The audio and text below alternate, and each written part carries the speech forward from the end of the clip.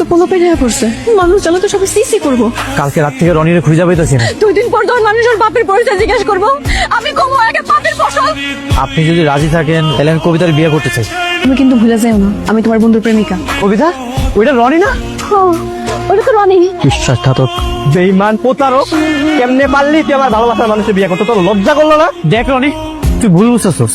তুই চলে যাওয়ার পরেই কবিতা জানতে পারে ওই যে মা হইতে যেতেছে। যদি এতই মায়া লাগতো ওর একটা ভাড়া বাসায় রাখলি না কি লেগা? রনির কোনো খোঁজ পাইছো? শুনলাম নিতার এক পরিচিত লোকের লগে আছে। মানুষ আসলে বেমান। দেখ রনি, যা কর কিন্তু আমি তোর সবকিছু কইছি। কবিতার পেটে যে বাচ্চা ওরা আমার না ভাই, ওটা তোরই বাচ্চা। ও আজও তোরই অপেক্ষায় আছে।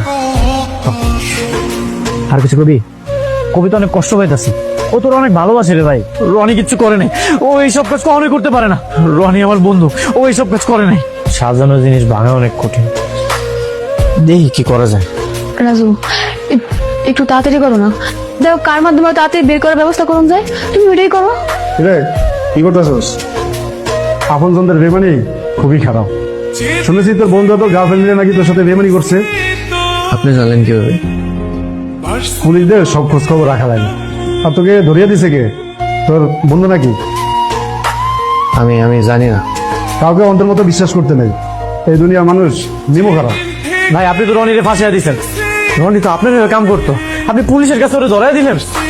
কি আল্লাহ, একটা পথ দেখিয়ে দাও। দিন দিন তো কবিতার